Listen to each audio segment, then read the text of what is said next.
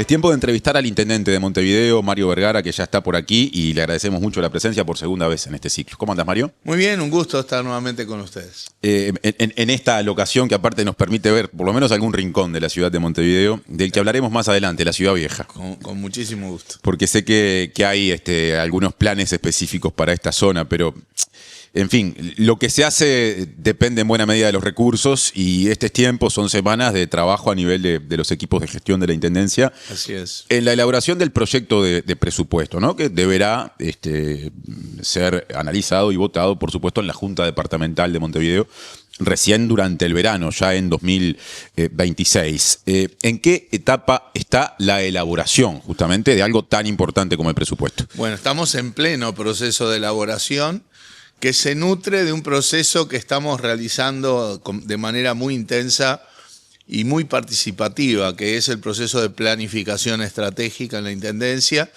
Estamos trabajando tanto a nivel de gabinete como cada uno en su departamento con el funcionariado en la definición y la especificación de la misión, la visión con la que tiene que trabajar la Intendencia y cada uno de los departamentos, con los valores, por supuesto, con que la organización tiene que trabajar y con los objetivos y metas concretas en cada departamento. Este ejercicio nos obliga a afinar y a entender bien lo que hace cada uno y en la medida en que sea muy participativo, también eso ayuda a un nivel de compromiso en la organización porque cada uno se ve en la película, ¿verdad? Para nosotros eso es muy importante. Obviamente la definición de objetivos y metas se plasma en la necesidad de recursos. Claro. Estamos trabajando sobre una base que es muy modesta, ¿verdad? Porque el panorama financiero no es reluciente, pero nosotros entendemos que vamos a tener una formulación presupuestal razonable que tenemos que presentar en la Junta Departamental antes del 8 de enero y que la Junta tiene para aprobarlo 4 meses, o sea que podría llegar a ir la votación del presupuesto a los primeros días de mayo. Claro, como máximo. Exacto, como máximo, esa es la perspectiva. Y cualitativamente, ¿qué presupuesto? Entiendo que acá está en el medio el límite de lo posible, ¿no? Y hay cosas que no se saben, pero ¿qué presupuesto, por lo menos vos, en términos de aspiración, entendés que debe tener para esta gestión la Intendencia de Montevideo? Bueno, hay una base que lo da la realidad actual, pero también nosotros, a ver, cuando uno tiene claro que hay muchísimas cosas para hacer, pero está siempre la restricción financiera, siempre al lado corto de la frazada son los recursos, lo que uno tiene que tener claras son las prioridades, ¿verdad? Tener claras las orientaciones y definir en cada política las trayectorias y por lo tanto las prioridades. Y nosotros vamos a trabajar en base a las prioridades, que obviamente es la limpieza, la movilidad y sostener todas las otras actividades que hace la Intendencia, que en general son las actividades bien valoradas por la población, ¿no? Las políticas sociales, las políticas culturales, las policlínicas, el alumbrado, las políticas de turismo, los espacios públicos. Y nosotros en el diagnóstico en el terreno financiero veíamos y vemos dificultades en el corto plazo, por eso nos motivó a la necesidad de tomar medidas de ordenamiento financiero con tiempo límite, o sea, hasta el 31 de marzo. Ahí nosotros ya vamos a tener formulado el presupuesto y también vamos a tener avanzado proyectos que son los vinculados a estas prioridades que van a requerir financiamientos fuera del presupuesto, es decir, con organismos internacionales o a través de algún fideicomiso, algún fondo con fideicomiso, que ahí nosotros vemos una perspectiva más halagüeña porque pasado ahora el 2025, el nivel de endeudamiento de la Intendencia es bajo. Por lo tanto, hay margen, hay holgura para tomar financiamiento para poder desarrollar políticas. ¿Cuál es el nivel de endeudamiento actual? Mira, pasado ahora el 2025, donde se terminan de pagar unas cuantas cosas, lo que pesa las amortizaciones y los intereses de la deuda en el presupuesto rondan el 2-3%. O sea, hay un margen como para tomar financiamientos, ya sea, vuelvo a decir, de organismos multilaterales, el BID, la CAF, el Banco Mundial, Fonplata, o a través de formatos de fondos de fideicomiso, como en general hacen las intendencias que hacen fideicomisos contra las futuras recaudaciones del SUSIBE. Entiendo que el endeudamiento es bajo, o será cuando terminen de pagarse los últimos compromisos. ¿Cuál es el techo deseable en función de lo que la Intendencia de Montevideo o una intendencia maneja y debe atender? No, hay un margen, hay un buen margen que en nuestra cabeza la idea es generar estos financiamientos sobre todo para 4 cosas. Limpieza, porque todo este nuevo esquema de distribución de contenedores intradomiciliarios, intraprediales y algunos otros elementos de infraestructura y de equipamiento van a ir de cuenta de la Intendencia. La Intendencia está distribuyendo los contenedores de manera gratuita. Limpieza en primer lugar, calle, que sabemos que hay un rezago en lo que es las tareas de mantenimiento de la red vial. Veredas, vamos a desarrollar un plan de veredas en donde la Intendencia tenga una tesitura proactiva, porque esto de pararse en que el vecino es responsable de la vereda, cosa que es cierta, hace que estas cosas no se estén resolviendo. Entonces nosotros vamos a salir proactivamente a hacer veredas. Hay cientos de kilómetros de veredas para restaurar y vereda nueva para hacer. Y saneamiento. Entonces esas son las 4 cosas que van a ser seguramente el objeto de estos financiamientos que vamos a proponer a la Junta Departamental. Como sabemos, el gobierno departamental tiene, digamos, mayoría simple en la Intendencia, pero no la mayoría especial que se requiere para aprobar estos préstamos, porque estos préstamos se repagan en periodos que van más allá de la administración. ¿Precisás 21 votos en la Junta Departamental? Ahí está, precisamos 4 votos al menos de la oposición. Tiene 17 el Frente Amplio. 17. Entonces, nosotros estamos trabajando también en el terreno político. Hemos, creo yo, ido generando un diálogo muy razonable con las bancadas de los partidos que integran la Junta Departamental. Hemos tenido, creo yo, una gestualidad clara de tender mano. Fuimos a la Junta cuando asumieron los ediles y así lo planteamos. Fuimos a presentar el programa principal hoy de prioridad, que es el de desarrollo ambiental, limpieza y gestión de residuos, a la propia Junta Departamental. También fuimos cuando se nos convocó para explicar el préstamo del BROW. Y el préstamo, la línea de crédito. La oposición decía es un préstamo y vos aclaraste, no, es una línea de crédito. De paso te actualizo, lo estamos usando como lo usan todas las intendencias. En circunstancias financieras que se necesitan, hemos tomado en 2 o 3 oportunidades, ¿sí? Ya en este periodo. En este periodo, pero ya se devolvió, porque la línea es para eso, ¿verdad? Y bueno, nosotros aspiramos a que haya un acompañamiento de parte de la oposición, al menos, a estos planteamientos, por la sencilla razón de que en la campaña todos dijimos que estas cosas había que hacer. ¿Y qué receptividad? Decís que estás trabajando políticamente, que la Intendencia está negociando, supongo que también ahí la bancada Frente Amplista desempeña un determinado rol, exacto, para ya ir buscando, generando un terreno que permita que esos 4 votos de mínima que se pueden precisar para los eventuales proyectos. Yo aspiro a un apoyo masivo, ¿verdad? Si fuera unánime, ideal. Una cosa es lo aspiracional y otra cosa es lo posible. ¿Cómo lo ves? Yo creo que es posible porque hay un diálogo, porque nosotros vamos a plantear transparentemente los proyectos, incluso hasta la posibilidad de que si desde la Junta se quiere generar, más allá de los ámbitos de las comisiones que ya existen, algún ámbito de seguimiento de cada uno de los proyectos que se van a financiar con estos recursos, me parecería también fantástico, porque profundizaría la transparencia y la rendición de cuentas.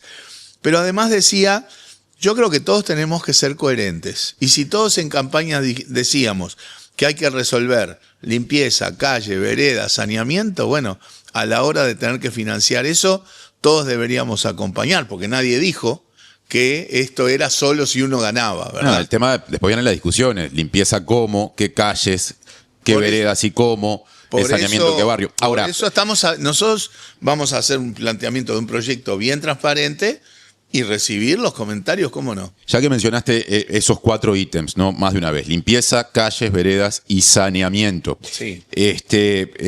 Bueno, son líneas que se destacan, estás asumiendo de antemano que seguramente se precise financiamiento a través de instrumentos que ameriten esas mayorías especiales. ¿Te imaginas 4 proyectos distintos de eventuales fideicomisos o no necesariamente? Esto se puede resolver capaz que en menos presentaciones ante la Junta Departamental. Lo que pasa que también es saludable diversificar las fuentes de financiamiento. Yo me imagino utilizando todos las ventanillas, digamos. BID, Banco Mundial, CAF, Fonplata, fideicomisos. ¿A qué asignamos cada uno de los financiamientos? Es algo que todavía tenemos que diseñar, pero por decir algo, históricamente, quien ha financiado los proyectos de saneamiento ha sido el BID. Por lo tanto, lo razonable es que el tema saneamiento siga en relación con BID. De hecho, ya se está dialogando con el BID en la posibilidad de ir a una etapa 7 de financiamiento del BID para saneamiento. ¿Qué barrios? Entiendo que falta mucho para concretarlo en un proyecto, por todo lo que estamos dialogando, pero ¿qué barrios deberían ser tenidos en cuenta en esa 7ª extensión del saneamiento? Hay que tomar en cuenta que el saneamiento en Montevideo ya tiene una cobertura muy amplia. Estamos en torno del 92-93% de la población de Montevideo saneada, digamos. Pero evidentemente hay carencias en la zona de la periferia, sobre todo en asentamientos, que a veces no es tan sencillo resolverlo por la vía del saneamiento, porque el tubo principal pasa lejos, pero sí con mecanismos alternativos de canalización. Ahí vamos a volcar recursos. Y voy a decir otra cosa que me parece importante también decir. Otra zona donde no hay saneamiento es en ciertas zonas de Carrasco. Y creemos nosotros también que allí también tenemos que avanzar. Hay diálogo con los vecinos, incluso los vecinos están dispuestos a contribuir en ese proceso. ¿Sur o norte? Sur. Sur.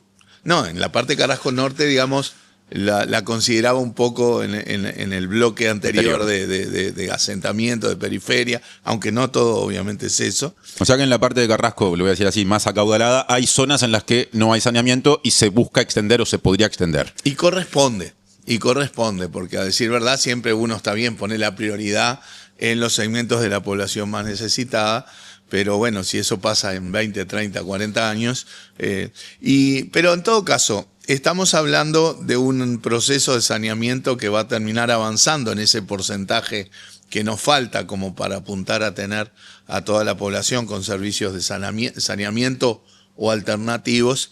Creo que es factible avanzar en esa dirección. Desde que empezó esta conversación estuvo muy presente la situación financiera, digamos, dijiste no es reluciente. Yo te había entrevistado el 18 de junio, ahí faltaba poquito menos de un mes para que asumieras, ¿no? Sí. Y ya se hablaba de un contexto de dificultades financieras, pero en el medio, porque el último número en términos de ejercicios que había el 18 de junio era el del ejercicio 2023. En el medio se conoció el déficit acumulado en el 2024. A principios de julio estuvo ese dato que da cuenta de 3.640 millones de pesos de déficit en 2024, unos 90 millones de dólares de déficit, lo que supera ampliamente incluso los déficits anteriores. En el 23 había sido 10 millones de dólares, en el 21 8 millones y en el 22 fue el único año del periodo anterior que hubo superávit de más o menos 2 millones de dólares. ¿Cuánto te cambió el escenario, la noticia que recibiste a comienzos de julio? Y bueno, yo te diría que en términos cuantitativos, no demasiado, porque ya teníamos noticia de que la mano venía con un alto déficit. También hay que decir que hay gastos del año pasado que se arrastran hacia el 2025. Te diría también que hay unos primeros meses del 25 donde también se va a estar computando un déficit de cosas gastadas previamente, o sea que el resultado del año 25 esperemos que sea mejor que el del 24, pero todavía no va a haber una disminución drástica, y es preocupante porque realmente la Intendencia no está en condiciones de sostener déficit de esta magnitud. Por lo tanto, vuelvo a decir, nosotros tenemos un panorama financiero de los próximos meses con complejidad, porque queremos cumplir con todas nuestras obligaciones y seguir desarrollando las tareas, pero pasado este tramo, con la lógica que hablaba recién de la posibilidad de tomar financiamientos para las tareas principales, creo que eso nos permite, junto con un reordenamiento organizacional, que ahí es donde quizá más nos sorprendió la toda la maraña de interacciones institucionales que obviamente hay que reordenar, hay que corregir. El proceso de planificación estratégica es también parte de eso. Eso quizá es lo que nos sorprendió un poco más. Pero en todo caso, desde el punto de vista financiero, aspiramos a sobrellevar estos meses de la manera en que lo estamos haciendo y una perspectiva más luminosa, digamos, posteriormente, a la luz de poder obtener financiamientos que la Intendencia obligadamente está en condiciones de obtener. Ahora, hoy estás adentro de la Intendencia, sos el Intendente, los equipos de la Intendencia trabajan, analizan cifras, reciben esta información, mirando hacia el periodo pasado, particularmente hacia ese ejercicio 2024 que arrojó 90 millones de dólares de déficit. ¿Dónde estuvieron, si es que los hubo, los errores? ¿Qué no se hizo bien? Porque algo supongo que no se hizo bien. Sí, hubo muchos factores, lo hemos conversado, ¿no?, incluso en el terreno de la campaña. Hubo muchos factores que acumulan hacia una situación financiera compleja. Una fue la relación con el gobierno nacional, en donde se recortaron recursos, no se renovó el fondo de inversiones metropolitano. No se acortaron, hubo determinadas decisiones en el Ejecutivo que redujeron pagos, por ejemplo, en materia de tasa de saneamiento, incluso una sentencia de la Suprema Corte vinculada a la tasa de inflamables. O sea, hay un conjunto de factores que derivan de decisiones en general del Ejecutivo, no la de inflamables, todas las demás, que implicaron una reducción de ingresos de la Intendencia. Hubo un periodo que fue la pandemia y pospandemia, que en el debate público que todos presenciamos, nosotros planteábamos la necesidad de que el gobierno volcara más recursos para atender a las situaciones, a las personas más vulnerables, que no solamente se debía hacer, sino que el gobierno estaba en condiciones de hacer, pero no hizo. Y la Intendencia ahí apareció volcando más recursos en políticas sociales en 2021, en 2022, y cosas que después se extienden. Yo recuerdo la discusión vinculada al tema de las ollas populares, por ejemplo. Durante la crisis hídrica lo mismo, la Intendencia expandió gasto para atender la situación crítica en la crisis hídrica. O sea que hay... Y por otro lado, hubo dificultades para la obtención de los financiamientos. Es un préstamo de CAF de 50 millones de dólares, la Junta no lo votó. El famoso préstamo del BID, la Junta solo votó una parte, que era la referida a saneamiento, pero no votó la referida a limpieza. Y se dio también un tipo de relacionamiento y de vínculo que impidió que la Intendencia efectivamente pudiera ir a la Junta a solicitar mecanismos de financiamiento del estilo de los fideicomisos. Ahora, Mario, esa explicación, digamos, carga o señala los principales motivos vinculados al déficit a aspectos de coyuntura que la Intendencia debió atender: pandemia, sequía, sí, el vínculo político con un gobierno nacional de otro signo político, pero no señala eventuales decisiones que más allá de esos condicionamientos puede haber tomado por decisión política, iniciativa, la actual gestión. Yo venía enumerando, ¿no? Sí. Venía enumerando, porque también hay que darle la magnitud a las cosas. Por supuesto que también puede haber habido decisiones propias, o decir, bueno, esto podía haberse tomado una decisión más modesta en esto o no tanto en lo otro.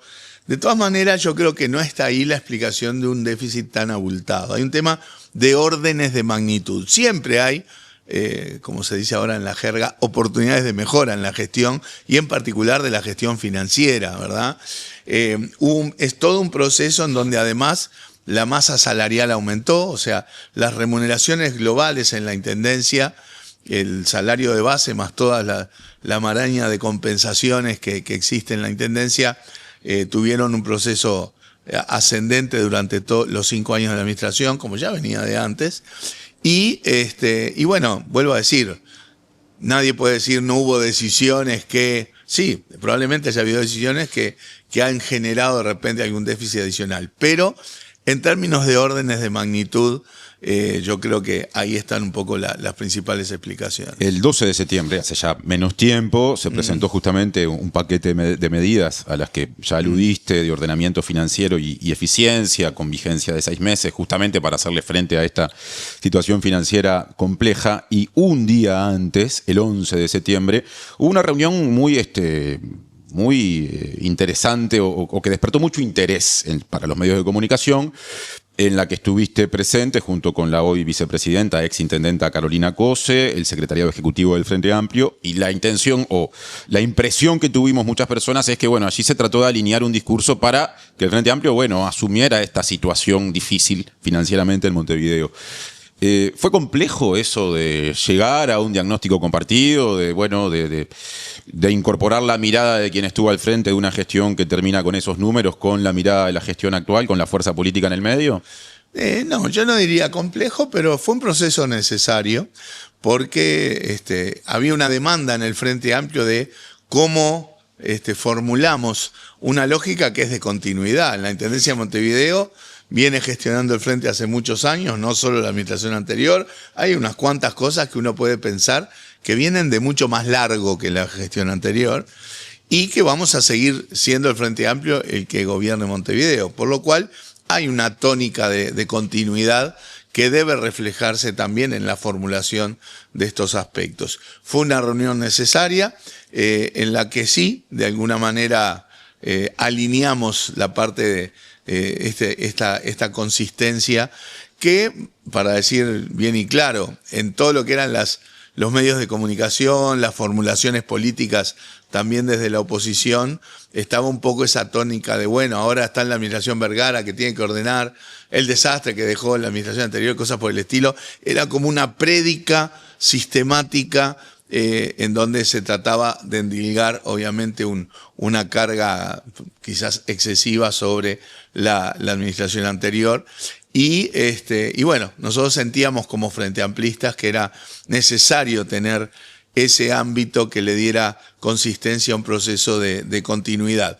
No por eso dejar de asumir que había una realidad financiera compleja, que era necesario tomar medidas. Nosotros ya en esa reunión dijimos que se iban en esos días a tomar algunas medidas en el corto plazo. Y bueno, y eso es lo que dio origen a este conjunto de medidas que, vuelvo a decir, aborda una problemática de corto plazo, porque después el panorama va a ir cambiando. Ese plan de contingencia ha generado también discusiones con ADEO Montevideo, el sindicato, sobre todo en las últimas semanas, ¿no? Porque bueno, allí se plantean reducción de 40% de horas extras y jornadas especiales, reducción de 30% de trabajo en sexto día, revisión y reducción, dice la enumeración que está en la web de la Intendencia, de al menos 10% de montos pagados por compensaciones a la tarea y asignación de funciones y de 20% de las extensiones horarias a partir del vencimiento de las resoluciones que se encuentren vigentes. ¿Cómo evalúas estas discusiones que han surgido recientemente con ADEOM? Bien. Con foco en algunos servicios, por ejemplo, tránsito, la cuestión de las espirometrías. Perfecto. Y también el trabajo en limpieza en torno a contenedores. Perfecto. En primer lugar, diría que también en la página que tú estás leyendo hay un conjunto de medidas asociadas a pagos a empresas que se redujeron en términos generales en un 10% y que son la gran mayoría del impacto financiero de las medidas que se tomaron. Las medidas que se tomaron tienen una expectativa de un efecto de unos 19 millones de dólares, de los cuales 15 corresponde a decisiones que se toman en relación a pagos con empresas, en acuerdo de partes, sin violentar ningún contrato, ¿verdad?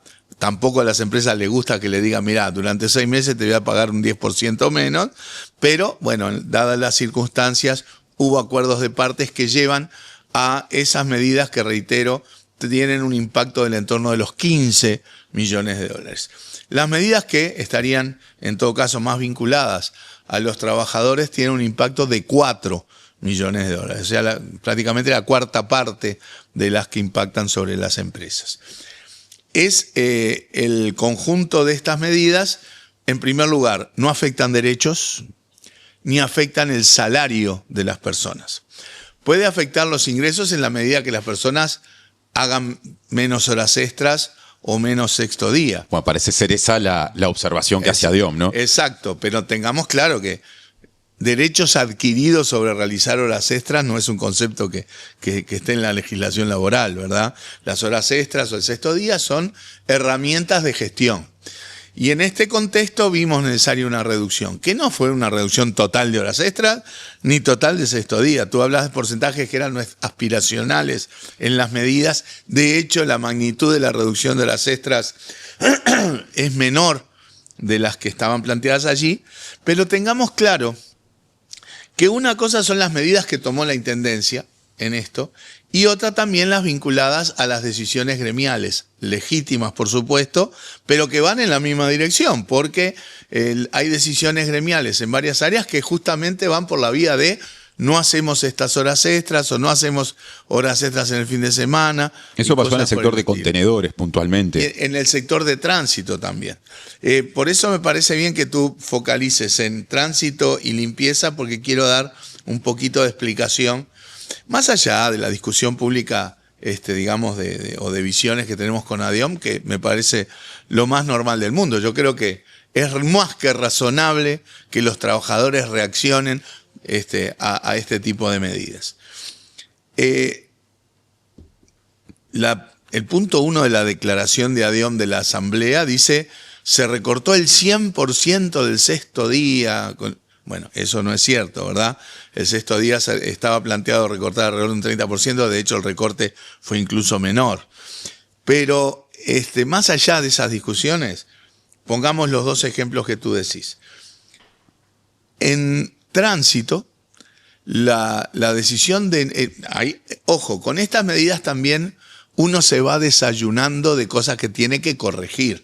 Por ejemplo, que la inspección de tránsito en los fines de semana se hace enteramente a base de horas extras. Bueno, esas son cosas que el sindicato en general cuestiona, tengo entendido, ¿no? Es decir, y nosotros también. O sea, para nosotros no es razonable desde el punto de vista de la gestión que un servicio como el de inspección durante el fin de semana sea 100% basado en horas extras. Eso es algo que hay que corregir en la gestión. da la impresión de que hace mucho tiempo viene ocurriendo de esa forma. Sí.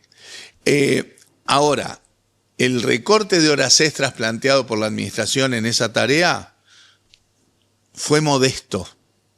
El tema es que los propios inspectores decidieron no hacer ninguna hora extra en esos fines de semana. O sea, no, por lo tanto, si no había inspectores de la Intendencia en esa tarea los fines de semana, esencialmente fue por la decisión gremial, reitero, totalmente legítima. Quiero parar una pausa por lo siguiente. Sí. El sindicato asume eso que vos decís, que hubo una decisión de no hacer horas extras. Yo por lo menos he escuchado alguna declaración, pero lo que dice es, en esos sectores se tomó la decisión para visibilizar que si no se hacen horas extras hay servicios muy importantes, hablamos de inspección de tránsito y también de entorno a contenedores, que no se pueden cumplir, y de esa forma decir, esas horas extras que vos describías como herramientas de gestión, que no son derechos adquiridos, qué sé yo, en realidad si no se hacen, dale terminan más seriedad a mi afectando... respuesta, ¿no? ¿Cómo? No es un bla, bla, bla, ¿no? Bueno, pero digo, terminan afectando que la tarea se realice. Entonces a lo que voy es, ¿no sería necesario dotar de más personal a esos servicios? Porque finalmente es lo que ADIOM plantea. Bueno, pero vamos a volver un poquito a la lógica de las medidas y después con gusto, sí, es necesario tener más personal. Y vamos a tener más personal. De hecho, hace pocos días reconocimos la labor de más de 400 funcionarios que entre 2023 y 2024 se retiraron. Eso sí, pero tengamos claro, acá estamos hablando de un conjunto de medidas gremiales, decisiones gremiales a la luz de las medidas tomadas. No era parte de la discusión que también está subyacente y que podemos conversar, de lo que es la discusión sobre un nuevo convenio colectivo que involucra todo este tipo de cosas. Exacto. En tránsito pasó eso. Yo vi un titular de un matutino diciendo, en la tapa del matutino, diciendo 3 fines de semana sin espirometrías. Y eso es totalmente falso. Porque en coordinación con la policía de tránsito, ¿sí?, esos fines de semana la Intendencia llevó adelante casi 400 espirometrías, casi 30 dieron positivas, hubo más de 170 contravenciones a las normas, hubo vehículos incautados. Entonces, hubo servicio. Vuelvo a decir, es algo que nosotros visualizamos porque, te lo decía yo antes, no puede ser que el servicio de inspección en los fines de semana se haga esencialmente en base a horas extras o totalmente en base a horas extras, que son resorte voluntario en todo caso de los trabajadores, ahí. Bueno, pero esto se visibiliza ahora, si pasa hace años, no recuerdo que antes se hubiera planteado para visibilizar eso. El otro tema vinculado a la basura también, tenemos lo siguiente, en los 3 primeros meses de nuestra gestión, hubo una mejora sensible en el terreno de la recolección de residuos. Pasamos de un promedio de 3.600, 3.700 contenedores diarios a 4.400. En el mes de octubre, donde están las medidas, los 4.400 bajaron a 3.300, es decir, una caída del 25% en la recolección de residuos. Entonces, se planteará, bueno, que lo que pasa es que las medidas que tomó la Intendencia de recortar horas extras y sexto día afectó la recolección. Sin embargo, en el diseño de las medidas, la reducción de horas extras y sexto día en la recolección de residuos fue 0. O sea, en recolección de residuos no hubo de parte de la Intendencia reducción de horas extras ni de sexto día. Otra vez volvemos. El sindicato o un sector tomó esa decisión porque entiende que no se puede sostener un servicio solo con horas extras, y eso terminó evidenciando la dificultad. No es solo, bueno, pero la decisión de no hacer horas extras como medida gremial, ¿sabés qué es lo que está en la discusión? Porque desde el sindicato públicamente se ha enfatizado de que el impacto sobre los servicios en la gente, ya sea en tránsito o en limpieza, son culpa de las medidas que toma la Intendencia. Yo lo que te estoy mostrando es que no son las medidas que tomó la Intendencia, porque en la recolección de residuos las medidas fueron 0 de parte de la Intendencia. La caída en el 25% de la recolección de residuos en el mes de octubre se debe enteramente a las decisiones de orden gremial, ¿verdad? Totalmente legítimas.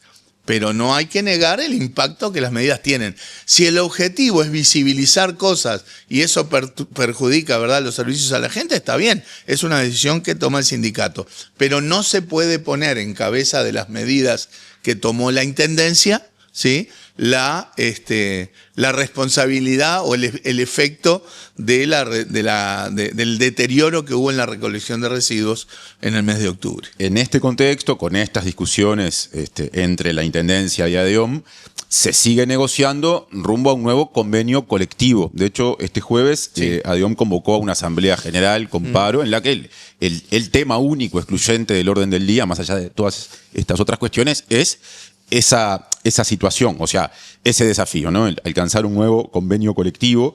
Y en ese sentido, hay por lo menos algunas primeras lecturas que parten de ADEOM que dicen que, por ejemplo, en términos salariales, hay una propuesta, si me equivoco me corregís, de crecimiento de 1% al final del periodo, que entienden que es muy pobre porque ponen el ejemplo de que en los salarios base más bajos equivaldría a unos 345 pesos de crecimiento salarial.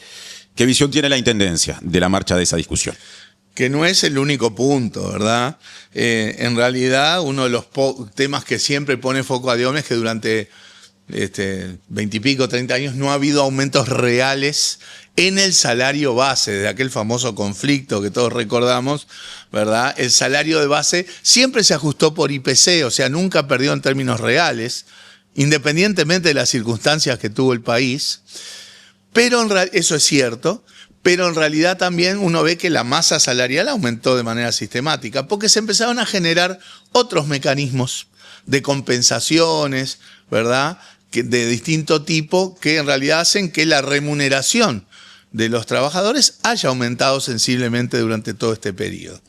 Pero además, entonces, este sería un planteamiento de aumento del salario, porque esas compensaciones no son, digamos, distribuidas de manera justa en todos los funcionarios, porque eran cosas, reivindicaciones que se lograban en distintos sectores dependiendo de la fortaleza del poder de negociación de cada sector. Entonces había algunos sectores que lograban más cosas, otros menos. El aumentar, nosotros estamos haciendo una propuesta de aumento que se está negociando y se va a dialogar de salario base, que es la primera vez desde la década del, no sé, del 90 o principio del 2000, o del 2000 y algo, o sea, en 20 años prácticamente, es la primera vez que se plantea un aumento en el salario base, que siempre puede plantearse como insuficiente, me parece lógico en la discusión con el gremio. Pero también la propuesta incorpora otros planteos que pasan por presupuestaciones de mucha gente que hoy tiene contratos sin presupuestar, digamos, con la Intendencia. Eso implica mejoras en las remuneraciones, que también un proceso de promociones, ¿sí?, en la interna, que también implica aumentos de remuneraciones. O sea, hay más procesos de ordenamiento, además de ingreso de personal, que está también planteado, que implican aumentos de remuneración y que afectan a miles y miles de los trabajadores.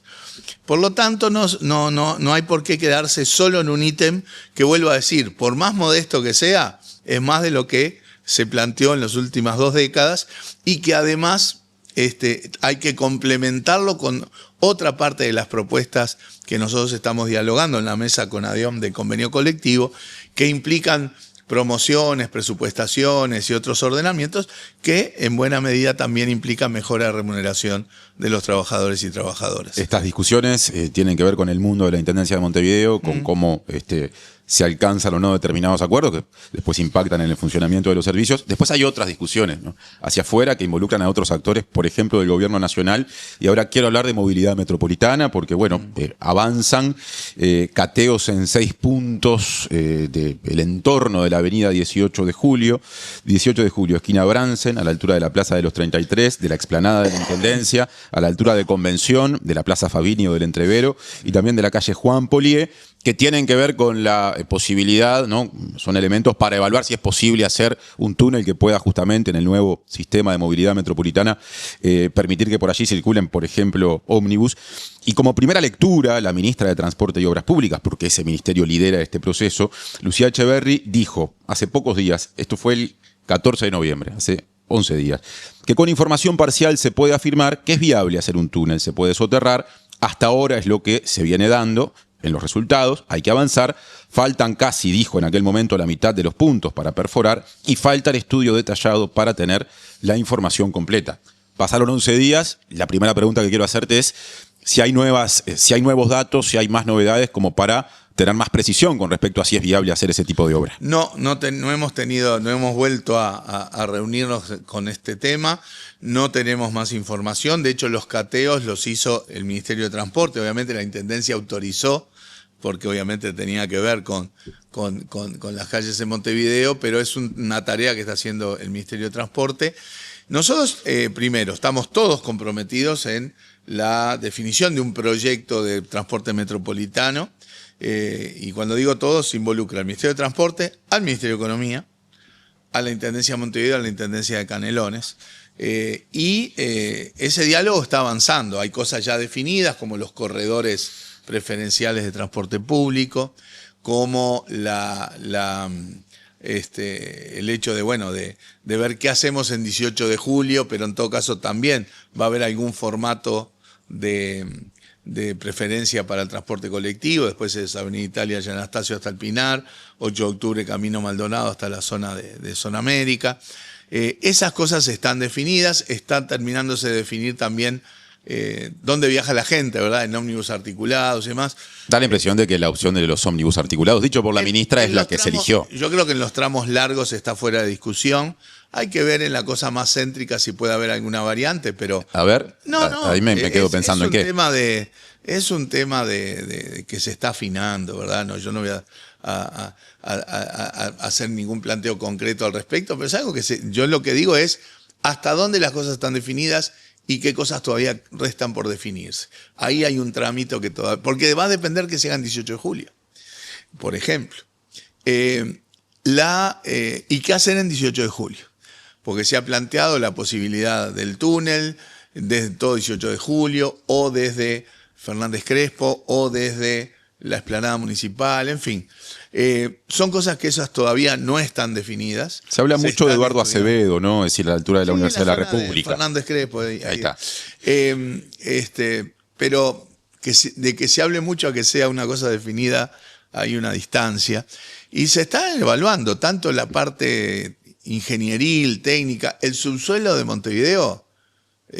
No hay un buen mapa del subsuelo. Entonces, cuando uno. ¿Qué quiere decir eso? Y que bajo la calle pasa saneamiento, caños de agua, pasa fibra óptica, pasa cables de electricidad, o sea, el gas, o sea, no es tan sencillo decir agujereo acá, me meto para abajo y le doy con el túnel. Tampoco es imposible, vamos a entendernos, ¿no? Es algo que eventualmente se podrá hacer, pero hay que ver ahí cuánto implica en términos de mover esos servicios, etc. O sea, es una cosa que requiere. Nosotros estamos abiertos a cualquiera de las soluciones. Ahora, tenemos que tomar en cuenta al menos 3 cosas. Primero, sí, la viabilidad técnica, ni que hablar. Los costos, ¿sí? O sea, el soterrar, por decir algo, todo 18 de julio implica hacer un túnel de más de 3,5 kilómetros, con lo cual eso tiene un costo muy significativo que habrá que sopesar.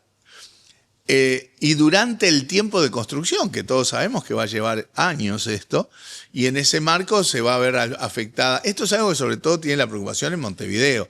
No es el caso de Ciudad de la Costa, donde esto prácticamente tiene poco impacto. Es otro tipo de obra en esa zona. Exacto. Y no tiene una afectación tan directa sobre los comercios, porque esa es la otra parte, ¿no? Todo este tramo de obra afecta la movilidad y afecta a los negocios.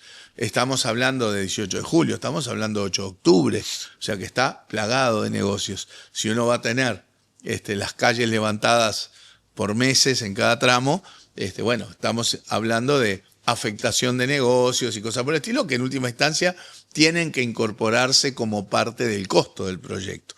En fin, vamos a llegar obviamente a un buen proyecto. Aspiramos a tenerlo de forma tal que el año que viene ya pueda hacerse el proyecto ejecutivo y comenzar las licitaciones. Sabemos que es algo que va a llevar algunos años. Somos optimistas de que vamos a avanzar, pero bueno, hay cosas que ya están definidas y otras que restan definirse en los próximos tiempos. Voy a un punto que en realidad está muy presente en las conversaciones con respecto a esto, de los actores que tienen acceso privilegiado a esta discusión. Yo creo que vos sos el que más marca estas cuestiones que hay que contemplar. Lo voy a poner en otras palabras, algo así como no es tan fácil, ¿no? Es decir, puede generar hacer un túnel en 18 de julio una serie de alteraciones que, bueno, uno asocia naturalmente con el interés del intendente de Montevideo. ¿Cómo no va a preocuparse la pregunta concreta es, ¿no? ¿te gustaría otro sistema que no implique eso? No, estamos trabajando para definir el mejor proyecto posible, ¿no? Acá no es un tema porque acá hay temas que a uno lo superan desde el punto de vista ingenieril, técnico. No somos expertos en todo, ni mucho menos. Pero sí trabajamos con gente que, sobre todo en la Intendencia de Montevideo, todo el tema de movilidad. Pero no es un tema de gustos, no es un tema de cuál es el mecanismo que va. Hay que buscar el más eficiente, el más cómodo para la gente, el más atractivo, porque en última instancia, ¿cuál es el objetivo del proyecto? El objetivo es agilizar la movilidad para la gente que hoy por hoy se vuelca al auto individual. Hoy hay entre 400 y 500.000 autos circulando en Montevideo, tanto de montevideanos como de quienes vienen y van todos los días de Canelones, San José, de otros departamentos. La idea es hacerlo atractivo para la gente, de manera tal, no que la gente se baje del auto, porque eso creo que no va a pasar, pero sí de decir, bueno, hay viajes que me conviene o estoy incentivado a hacerlo por la vía del transporte público y dejar el auto en algunos viajes. Hay que hacer todo esto atractivo para la gente. Así creo yo, hay que pensarlo. Y es buscar, por eso no es lo que más le resulte lindo, atractivo o fácil, pero también hay que asumir las complejidades. Cuando empezamos a discutir esto, el tema del impacto estaba, digamos, más la discusión sobre el dibujo final. Pero cuando empezamos a decir, la Intendencia tiene la obligación de poner sobre la mesa para que antes de llegar al dibujo final, hay años en donde hay cosas que acá se van a alterar. La propia movilidad y los negocios. Y esas cosas hay que incorporarlas en la discusión y en los costos del proyecto. Por lo tanto, acá no hay ninguna intención de trancar nada, al contrario, pero sí de que se tomen en consideración todos los aspectos, porque en el proceso de elaboración del proyecto, quien más tiene alteraciones es Montevideo. Lo hablamos mucho con Legnani, ¿verdad? Legnani un poco me decía, nosotros vamos más o menos en coche, porque San Anastasio es tan ancha, lo que se haya que hacer de infraestructura no va a alterar primordialmente la movilidad actual y difícilmente altere el circuito de negocios que hay a lo largo de San Anastasio, ¿verdad? Claramente el impacto en estos años va a estar en Montevideo, sobre todo en 18 de julio y en 8 de octubre. Todas esas cosas hay que estudiarlas con detalle porque alteran el funcionamiento de la ciudad y porque implican costos. Y eso hay que medirlo. Ya que entramos al centro, ¿no? Hagamos de cuenta que está funcionando el nuevo sistema y llegamos hasta Ciudad Vieja, que ha sido mencionada muchas veces desde la gestión actual de la Intendencia como un lugar en el que hay interés por desarrollar una serie de políticas. ¿De qué planes estamos hablando? Nosotros lo que sentimos es que hay que volver a generar un casco histórico atractivo. Atractivo en primer lugar para que la gente vaya a vivir a la Ciudad Vieja. Hoy, me decían el otro día, viven aproximadamente unas 12.000 personas en la Ciudad Vieja. En un lugar donde están todos los servicios, que si la gente se va a vivir extendiéndose hacia la costa o hacia otros lados, atrás de la gente hay que ir con el saneamiento, la calle, la vereda, la luz. Bueno, en la Ciudad Vieja tenemos todo. Permitime un paréntesis. En la película Montevideo Inolvidable, del artista plástico Alfredo Guerra, en un momento se problematiza y se habla del tema que en Ciudad Vieja, según se dice, la tasa de viviendas vacías triplica lo deseable. Se habla de cerca de un 6% como lo estándar y está la cifra por encima del 15%. Bueno, lo agrego a lo que mencionabas recién. Claro, o sea, tenemos que generar incentivos a que la gente vuelva a vivir. Obviamente esto no es solamente un tema de desarrollos inmobiliarios, que también lo es, sino también de un montón de otras circunstancias que incluso a veces van más allá de la propia intendencia, temas de seguridad ciudadana, etcétera. Pero lo que está claro es que tenemos la oportunidad. La Ciudad Vieja está ahí, hay la posibilidad de tener un buen casco histórico que implica tarea desde la Intendencia y también estímulos para que haya proyectos inmobiliarios que atraigan jóvenes que vayan a vivir a la Ciudad Vieja, que se aproveche toda la cuestión urbanística y de servicios que ya tiene la Ciudad Vieja. Ya desde el año pasado hay un programa en donde da beneficios tributarios de la Intendencia para desarrollos inmobiliarios, que está siendo exitoso y que nosotros vamos a extender. Que históricamente se presentaban promedialmente 5 proyectos de desarrollo inmobiliario anuales para Ciudad Vieja. A partir de estos incentivos, el número de proyectos subió a 22. Mucha gente que se nos está arrimando en la medida que nosotros planteamos la necesidad de tener una visión integral de un casco histórico de la Ciudad Vieja. Va a haber más desarrollos. Obviamente para nosotros el desarrollo inmobiliario también va acompañado de infraestructuras urbanas que hagan disfrutable, ¿verdad?, a toda la población. Hoy tenemos un panorama en donde en la Ciudad Vieja hay vida hasta las 6, 7 de la tarde en la semana, y después medio que la cosa se cae, la gente se va de la Ciudad Vieja, y los fines de semana también, siendo además un lugar en donde se reciben turistas, los cruceros, la mano en coche. O sea, estamos hablando de una oportunidad, con mucha gente que ya se ha arrimado, incluso hasta de distinto pelo político, diciendo, porque yo digo, bueno, conformemos una comisión, seguramente vamos a hacer una comisión para el tema Ciudad Vieja, en este empuje, con gente de distinta perspectiva, que apunte a restaurar lo que hay que restaurar, que apunte a desarrollar lo que hay que desarrollar, siempre con los equilibrios, ¿no? Porque yo recuerdo algún proyecto que hubo en algún momento que se iba un poco de rango de cosas en altura.